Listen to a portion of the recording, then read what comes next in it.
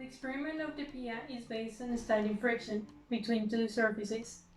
The objective of this project is the measurement of the coefficient of static friction present on three objects with different masses, located on two surfaces, which one is wood and the other is sandpaper. To have more accurate results, each object will pass the experiment 10 times. I'm going to explain to you the key or theory concepts. The concept that I'm going to explain is the friction force, and I'm going to explain it below.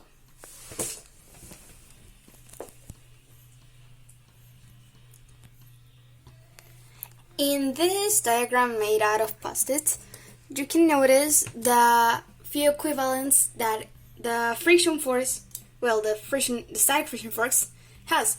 It is equal to the tangent of the angle of the inclination. This is because of the weight being the mass times the gravity and multiplied by the sine of the angle equals the same friction force times the weight times the cosine of the angle.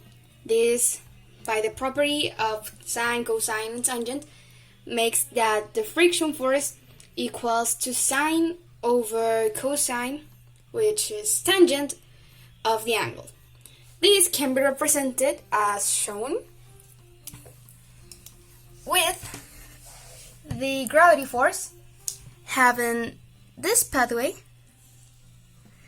and it's downwards, and the normal force, which is this way, so it makes these angles with a right angle, and that's how the properties of sine, cosine, and tangent are applied in the static friction force. For this experiment, we use a container of 15 by 20, a juice box for 400 milliliters, a board of wood, a sandpaper, a conveyor for measuring the angles, and a tortilla pack. Our experiment consisted of three parts, and each part of the experiment used an object with different weight. What we did was, in sandpaper, we placed the object and then proceeded to incline the surface in which the sandpaper and the object was placed. Our goal was to measure in which angle of inclination the object started to glide down. Also, it's important to mention that each object was in the same container, so the friction will be the same. The only variable will be the weight of the object. The angle was measured with a napper phone, and the experiment was done 10 times for each different weight. Thanks.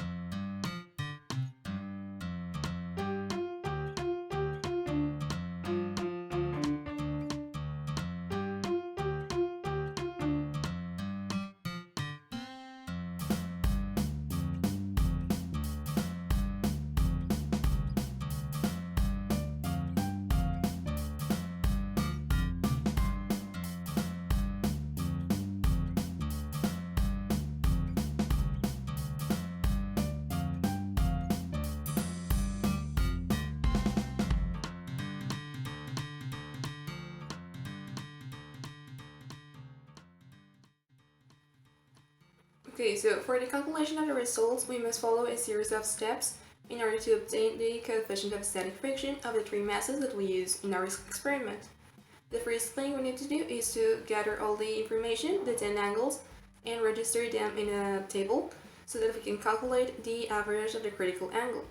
The following table shows the results that we obtained during the 10 repetitions of our experiment.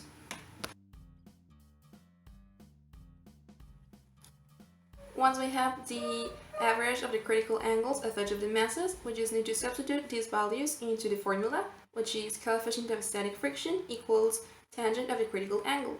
Again, the following table shows our final result of the three masses of our experiment.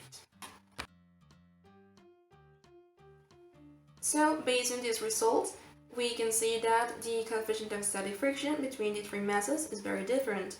While the mass of 0.2 and the one of 0.6 kilograms, it has a kind of similar value, it is not exactly the same, and the one of 0.4 has a greater value than the other two masses.